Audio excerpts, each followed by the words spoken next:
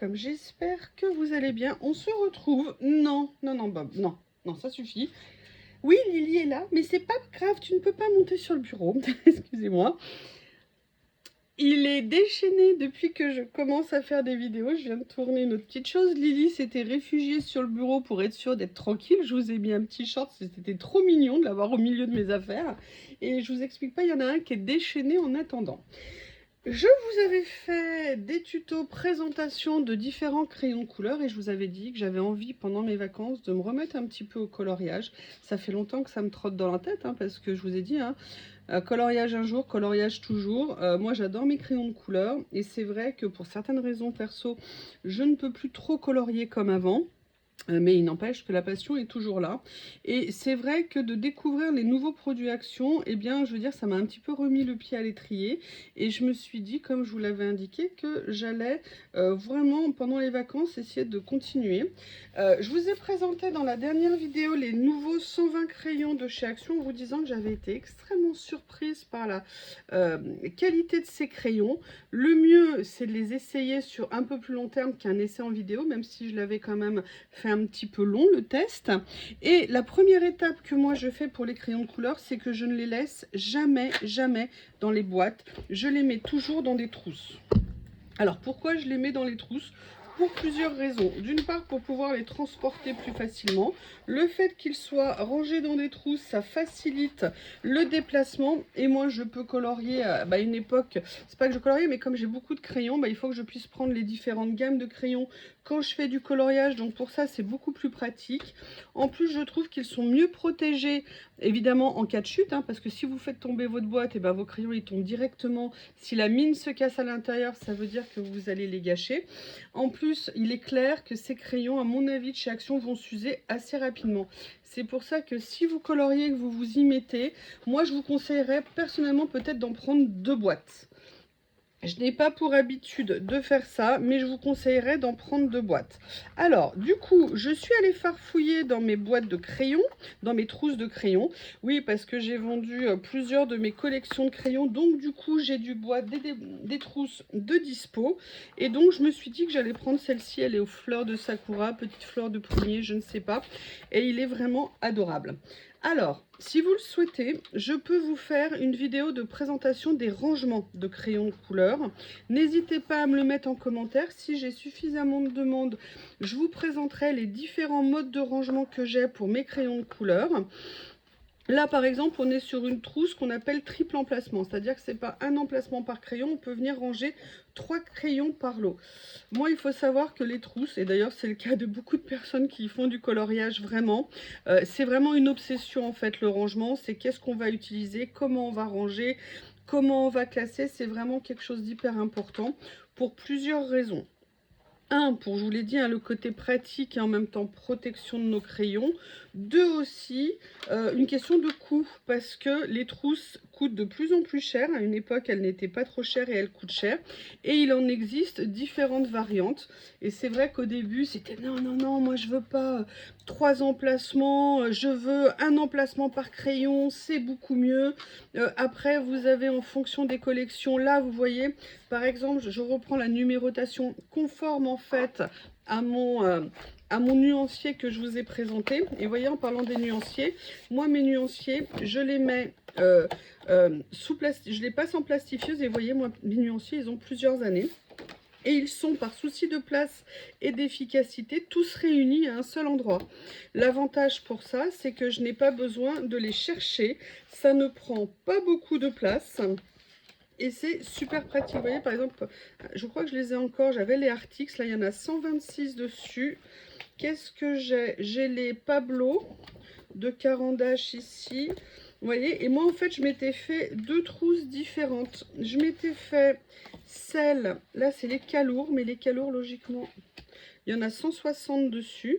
Et en fait, si vous voulez, je m'étais fait une pochette pour tout ce qui était crayon de couleur classique. Je n'ai même pas encore mis sous plastique mon nouveau nuancier. Et je m'étais fait une autre pochette comme ça pour tout ce qui était aquarellable. Et également pastel sec ou pastel gras. Comme ça, c'est facile. Vous prenez votre pochette, ça tient pas de place, c'est pas encombrant. Et c'est surtout super costaud. Et dans le temps, voilà, c'est super pratique. Donc, ce que je veux vous dire par là, pourquoi je vous en parle, c'est que vous avez différents types de rangements. Ou les rangements par numéro qui se suivent comme ça, c'est très pratique. Ou alors vous avez aussi les rangements par nuance.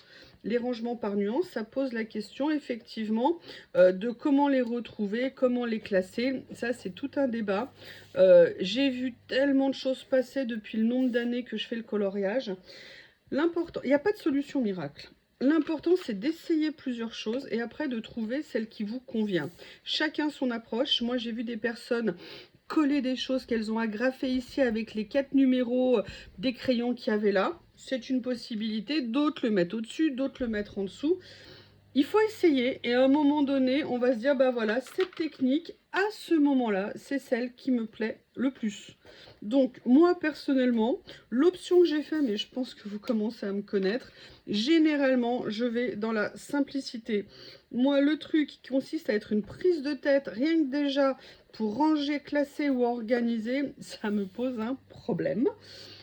Dans le sens où quand je vois, vous savez, par exemple des rangements de tampons, où vous faites des pochettes, vous tamponnez d'abord, après vous mettez dans des films, vous passez dans la plastifieuse, vous découpez. Ça, c'est des techniques que personnellement j'ai utilisées. Elles plaisent à certaines personnes. Personnellement, elles ne me conviennent pas parce que je les trouve trop prises de tête. Je veux dire, moi ici, il faut déjà que je passe 2 heures avant de pouvoir utiliser mes tampons, le temps de les organiser et de les ranger. Alors, on est bien d'accord. Une fois que c'est fait, c'est fait. Mais voilà, je dirais que c'est pas mon approche initiale. J'ai essayé.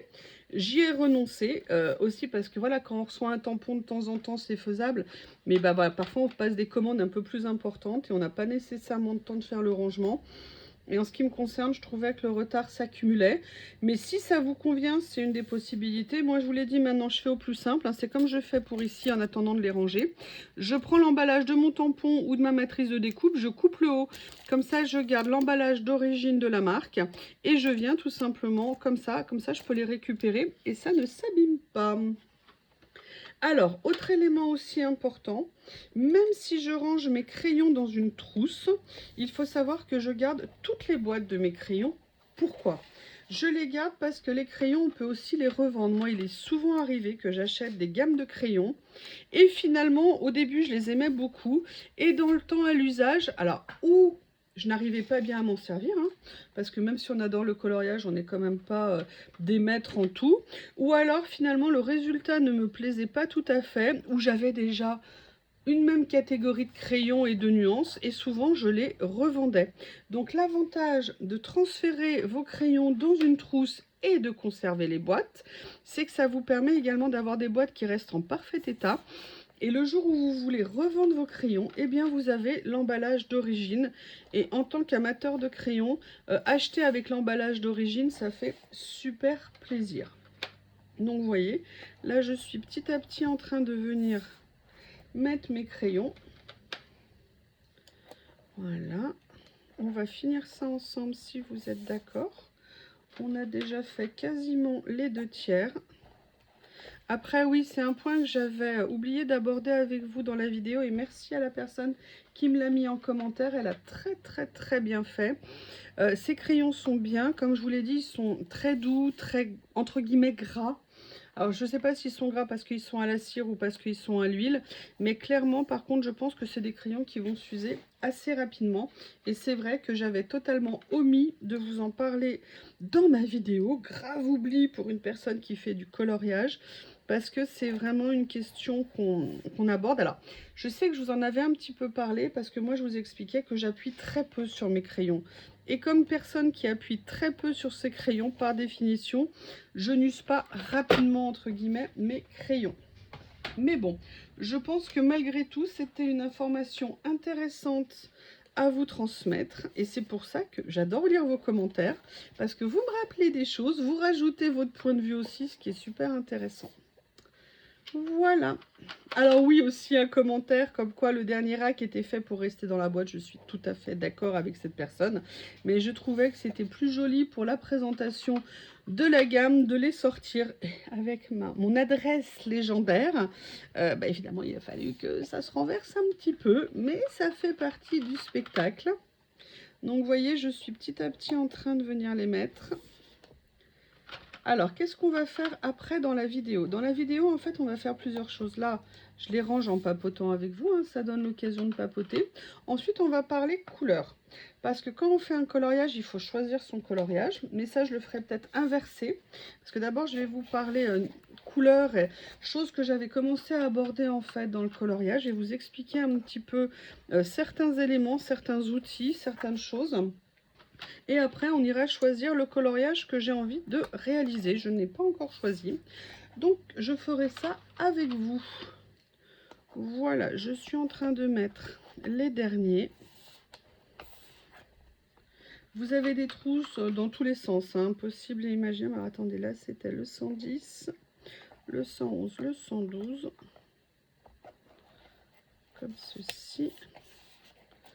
Voilà. On a quasiment fini, puisqu'il n'en reste que 5. Voilà.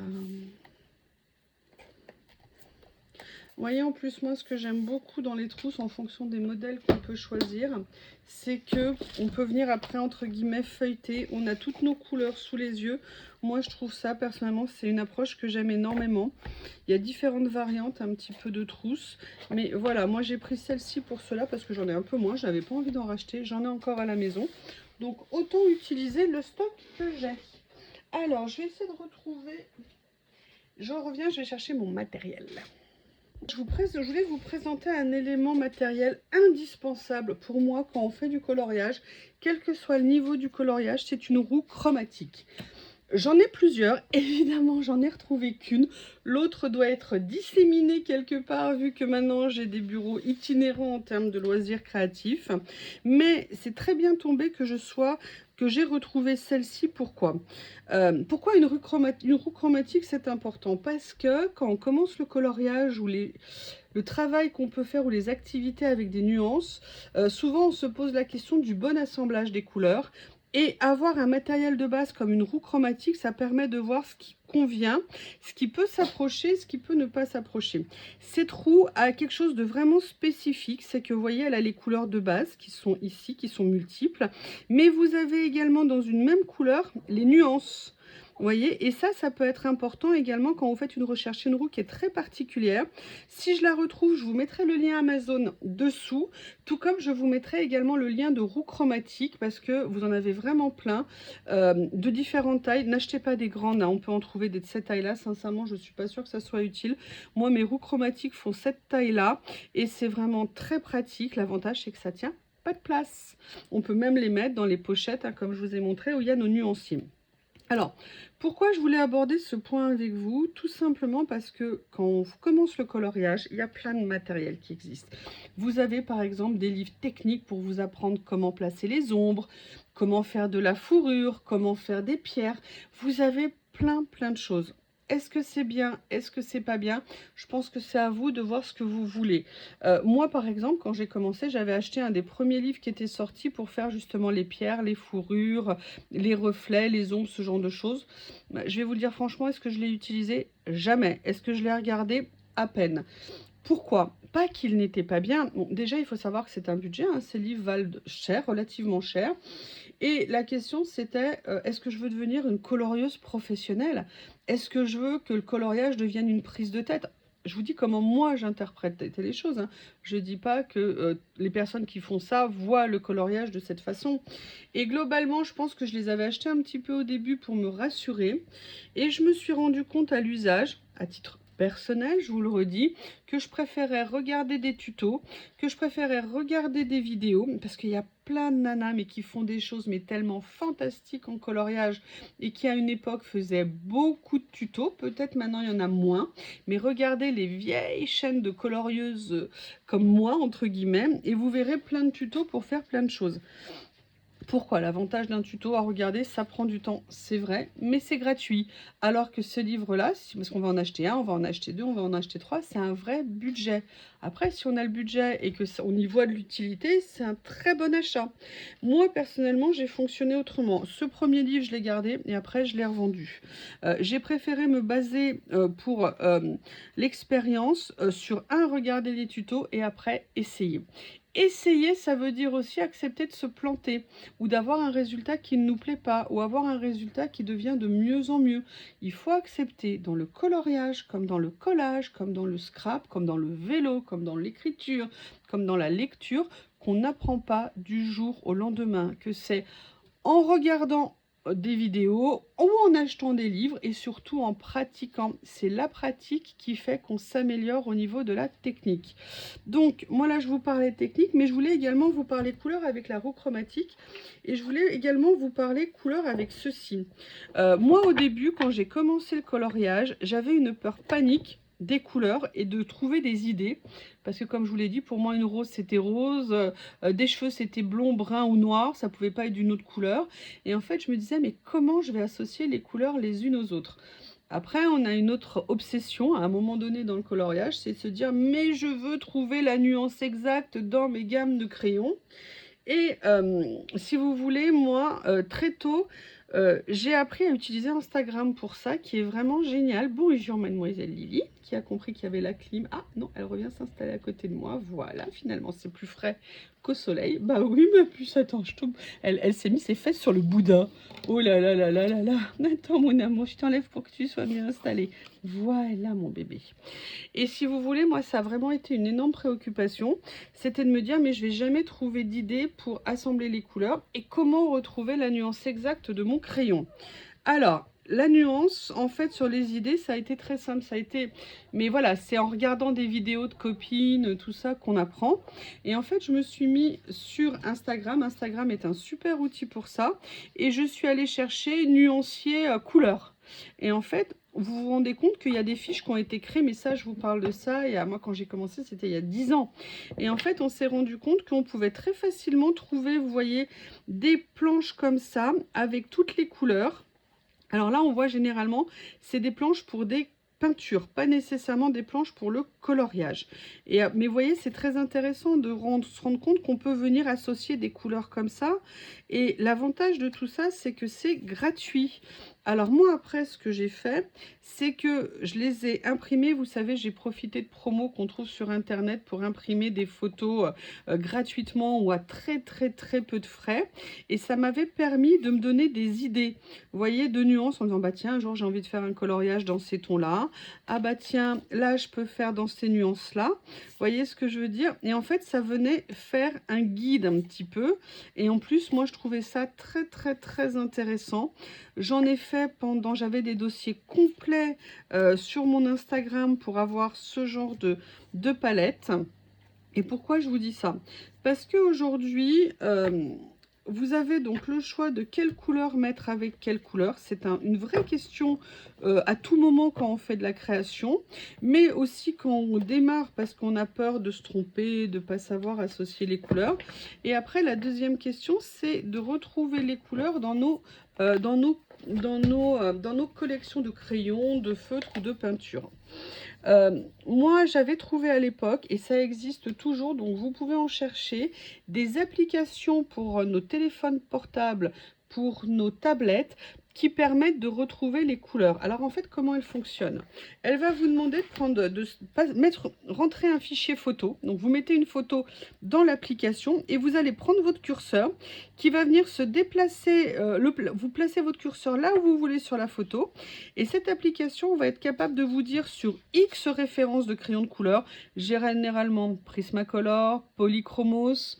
Après, ils peuvent avoir plusieurs autres marques, ça dépend les applications. Vous dire voilà, a priori, c'est proche de telle référence de crayon, telle référence de crayon. Pourquoi moi j'avais fait ça? Parce qu'au début j'avais besoin de ce repère, ça nous rassure un petit peu quand on commence. Et après, vous avez des personnes aussi comme ça qui se font des combos. C'est-à-dire qu'elles ont réussi à associer plusieurs couleurs ensemble et elles se font des carnets complets de dire voilà, en Prismacolor, si je mets telle couleur, telle couleur, telle couleur ensemble, ça me fait tel résultat ou tel dégradé. C'est tout à fait une façon de faire. Moi, je l'avais fait au début, hein, je m'étais fait des fiches repères pour certains combos. Et puis après, à l'usage, on se rend compte qu'en fait, on les retrouve assez naturellement et que je n'ai pas nécessairement envie de reproduire les mêmes choses à chaque fois. Donc c'est vrai que moi, c'est pas une option que j'ai gardée sur le long terme. Je préférais être un petit peu libre, entre guillemets, de chaque création. Après, il est sorti un truc au début, j'ai été passionnée par ce truc et en fouillant, j'ai trouvé que c'était, je peux pas dire le mot, pas correct. Enfin, comment vous expliquer? Quelqu'un a sorti des énormes cubes, vendu une fortune, où elle vous vend des planches comme ça en vous disant à chaque fois, voilà, c'est dans telle couleur, c'est telle marque, telle référence de couleur. L'idée est top, sauf que quand la personne vous le présente comme une invention, si vous voulez, alors que c'est absolument pas une invention, moi, l'approche m'a un peu gênée et surtout le prix était totalement prohibitif. Et franchement, je me suis posé beaucoup la question à les acheter, ces cubes de couleurs. Et c'est pour ça que du coup, j'ai préféré pas les acheter parce que je les trouvais beaucoup trop chers et j'étais pas sûre que ça m'apporte quelque chose. Alors qu'en faisant ça et en ayant nos nuanciers à côté, vous voyez, ça nous permet quand même de bien avancer, de trouver des solutions. Vous voyez par exemple ici sur le nuancier action, eh bien je sais que ce mauve là peut peut-être se rapprocher de celui-ci. Vous voyez ce que je vais faire? Je vais venir chercher un petit peu mes couleurs moi-même. Et là c'est vraiment un petit peu artisanal comme façon de faire. Après vous avez l'application comme je vous ai dit. Mais de là à aller mettre des centaines d'euros dans des fiches toutes prêtes, ça peut avoir de l'intérêt si vous avez le budget. Moi personnellement, l'approche, c'est pas une... Enfin, bref, c'est pas une approche que moi j'ai souhaité développer. J'ai préféré aller vers ce système-là, de trouver les fiches sur Internet. C'était plus économique. En plus, j'ai des photos qui sont absolument superbes. Les couleurs rendent super bien et ça nous permet, vous voyez, vraiment de trouver des solutions pour venir faire nos créas. Et voilà, moi je trouvais que c'était économique et pratique. Vous pouvez doubler ça avec une application et je dirais que ça vous permet de vous avoir des réponses. Après, attention, ces boîtes peuvent être très utiles aussi, mais ça tient de la place, ça coûte de l'argent. Voilà, c'est à vous de voir les choix que vous voulez faire. Parce que là, moi, je m'en étais imprimé certaines. Mais vous pouvez également vous faire des fichiers sur votre tablette, avoir votre application et faire le parallèle avec les deux. Moi, l'application que j'ai, je crois qu'elle n'est plus commercialisée. Je ne sais plus comment elle s'appelait. Je crois qu'elle s'appelait Piquette Color. Mais je crois qu'il en existe encore d'autres. Voilà, c'est une application que j'ai payée une fois. J'ai dû la payer entre 5 et 10 euros. Et même encore maintenant, alors qu'elle n'est plus commercialisée, elle fonctionne encore. Voilà. Je dirais que tout ça, c'est des aides qui peuvent vous aider au démarrage ou à des moments quand on est en panne d'inspiration. La question est de savoir, est-ce que vous voulez en faire votre pratique de base? Est-ce que vous avez envie d'investir là-dedans? À titre personnel, moi j'ai préféré me concentrer après sur mes crayons de couleur et sur le choix des livres. Le choix des livres, le choix du papier. Pareil, l'obsession de quelqu'un qui fait du coloriage, c'est le choix du papier lorsqu'elle veut photocopier, parce qu'on peut aussi acheter des coloriages en ligne plutôt que d'acheter des livres. C'est vraiment un choix qui est personnel, c'est en fonction de votre parcours. Sachez que l'apprentissage du mélange des couleurs, c'est pas quelque chose qui est venu comme ça, comme je vous le disais, d'un coup de baguette magique. Donc avoir recours à des livres techniques, avoir recours à des boîtes, c'est tout à fait une possibilité que moi j'ai testé au moins pour le livre, mais moi je trouvais que pour ce qui me concerne, le budget me posait un problème à ce niveau-là. C'est pour ça que j'ai essayé de trouver un peu des systèmes D et que mes systèmes de photos comme ça, j'en suis extrêmement contente. J'ai sélectionné plein de modèles en fonction, voyez, regardez par exemple, ça c'est quelque chose personnellement que j'adore. Et l'idée de pouvoir associer ce type de vert jaune avec ces mauves, avec une petite touche de rose magenta dedans, voilà, c'est des choses qui sont vraiment géniales. Vous pouvez aller farfouiller tout le temps pour trouver de nouvelles combinaisons. Voilà, c'est ça dont je voulais vous parler par rapport au coloriage. Maintenant, moi au niveau du coloriage que j'ai envie de faire là, et je n'ai toujours pas ramené mon sac qui est posé là-bas, j'ai envie de faire un coloriage avec une couleur. Vous allez voir, c'est un peu spécial, je reviens. Qui repasse. Lily cherche désespérément une place où se mettre. Elle veut le confort de son panier. Je pense qu'elle aimerait bien se mettre sur le canapé, mais là qu'elle a compris que Bob n'allait pas la lâcher. Je vais la prendre, je vais quand même la mettre sur le canapé pour voir si elle est contente d'être sous la clim. Je suis pas sûre que Bob ait envie de la laisser, mais en tout cas, je l'ai mis là-bas. Parce que Bob, Bah, il est en train de la lécher derrière les oreilles. On me dirait, elle ondule gentiment de la queue. Je ne sais pas, elle bouge pas.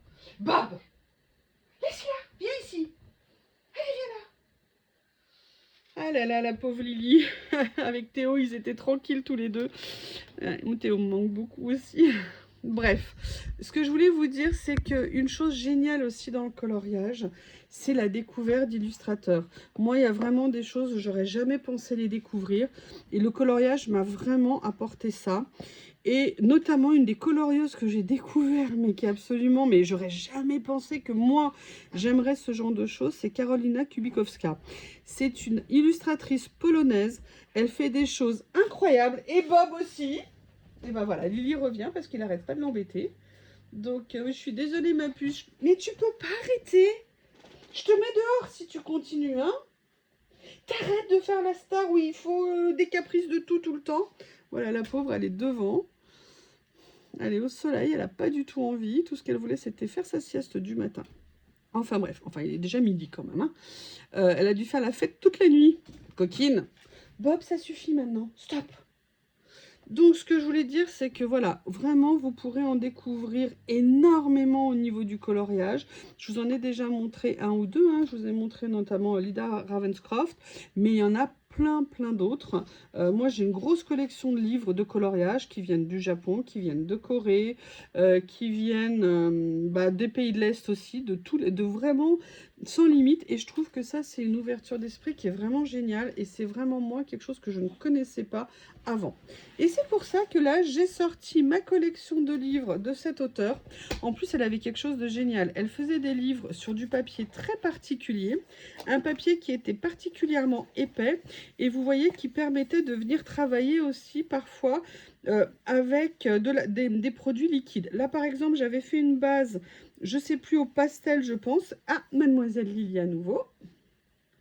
Et là, en fait, j'étais venue faire une petite couche dessus d'aquarelle irisée pour voilà, faire ressortir un petit peu le fond. Et ces papiers le permettaient complètement. Le souci, c'est qu'elle a changé sur le dernier livre que j'ai acheté d'elle. Elle est passée sur un livre classique. Et sincèrement, j'ai beaucoup moins aimé. Tu dors debout, ma puce. Donc, j'avais envie de venir voir s'il y avait quelque chose que j'avais envie de venir faire dans ces livres. Vous voyez, là, j'avais fait des tests ici pour faire des cheveux rouges.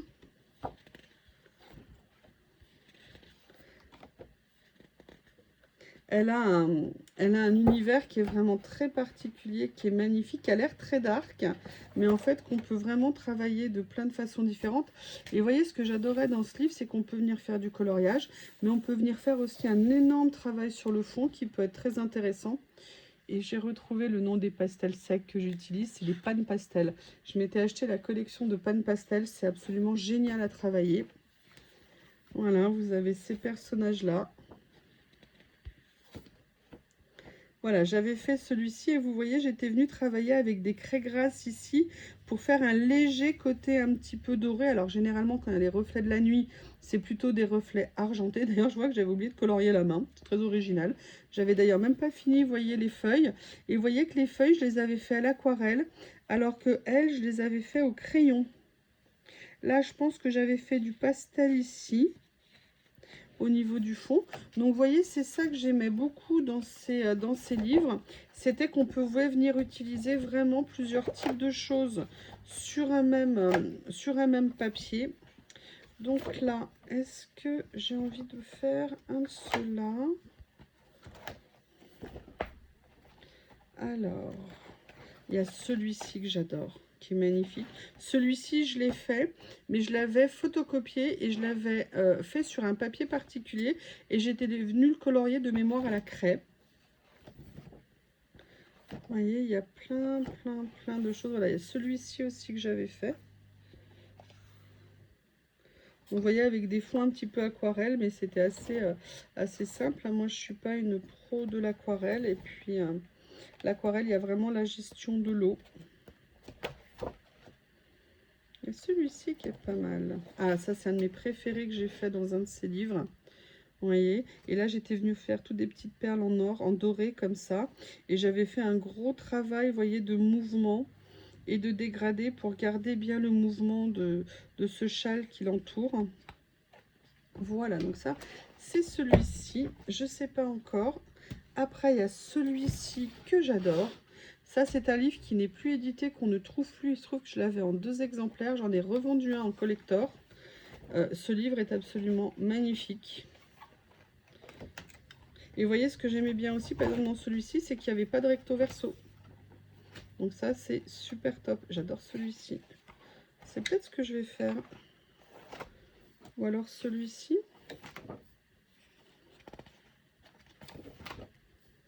Oui, mademoiselle Lily. Ou alors on a... Oh là là, ils sont très beaux. Très très beaux. Je pense que je vais peut-être faire celui-ci. On va regarder rapidos. Très conte de fées un peu dark. L'aspect un peu dark. Vous voyez, celui-ci avait un défaut, c'est qu'il avait la page à l'envers.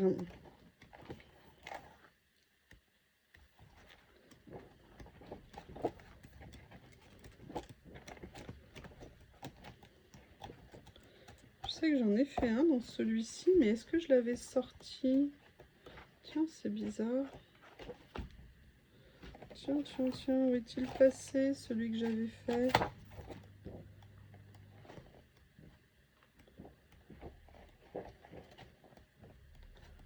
Bon, bah écoutez, je ne le retrouve plus, ça m'embête.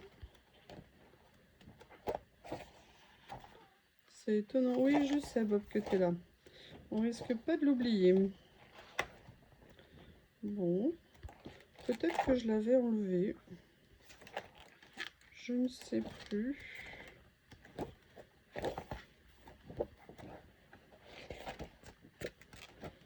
Je ne sais plus, mais alors, du coup... Ah oui, je m'étais fait des albums où j'étais venue mettre les collages dedans. Bon, bah écoutez, il est plus là. Donc je pense que je vais venir peut-être faire celui-ci. Je me le mets de côté. Après, j'avais également celui-ci.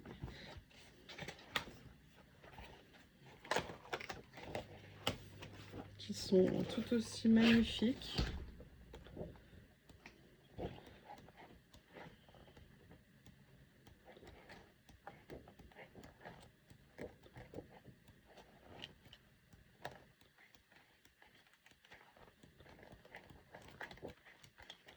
Voyez un petit peu.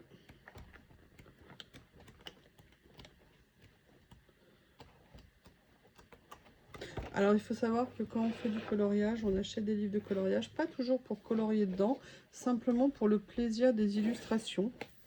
Vous voyez, et par exemple, elle mettait ça à l'intérieur, des toutes petites cartes comme ça, qui étaient vraiment géniales. Site génial pour commander les livres, c'est Decomade. C'est vraiment un site absolument génial pour commander. C'est un site polonais. Moi, je commandais beaucoup de mes livres asiatiques là-bas. Et vous voyez, j'avais fait celui-ci aussi. Alors, c'est des coloriages que je fais un peu moins détaillés que sur certains, notamment sur les wild où je vais aller beaucoup plus peut-être dans les nuances. Là, c'est quelque chose que je fais un petit peu différemment et moi, je trouve ça très intéressant d'avoir des techniques un petit peu différentes parce que je vais pas mettre le même temps pour faire peut-être un coloriage dans ces livres-là qu'un wild où je vais aller beaucoup plus dans le détail. Bon, bah écoutez, je pense que je vais faire celui que je vous ai montré. Alors aussi, quelque chose que je n'aimais pas, c'est que moi, je suis gauchère et que les livres comme ça, pour moi, c'est vraiment galère à utiliser. Quand on est droitier, on n'a pas le même problème. Quand on est gaucher, c'est vraiment compliqué. C'est pour ça que j'ai vraiment regretté quand elle a changé de maison d'édition, je pense. Parce que là, l'avantage, c'est que moi, bah, je replie. Et pour colorier, c'est beaucoup plus simple. Donc, eh bien, écoutez, on va partir sur celui-ci. Et dans la deuxième partie de la vidéo que je vais vous faire, on va venir commencer à chercher les nuances. On va commencer à faire les combos. Et là, je vais vous montrer comment je fais. Mais là, c'est la première partie et je ferai une deuxième partie. Alors, dans le temps, je ne sais pas exactement. Mais il y aura une deuxième partie et aussi le début du coloriage. Je vous filmerai pas tout au niveau du coloriage parce que sinon ça sera trop long. Je ferai peut-être des parties en accéléré, mais je vous mettrai peut-être pas le résultat fini tout de suite parce que moi un coloriage peut me prendre parfois beaucoup de temps. Voilà, je vous remercie. Si vous avez des questions, n'hésitez pas et je vous dis à bientôt.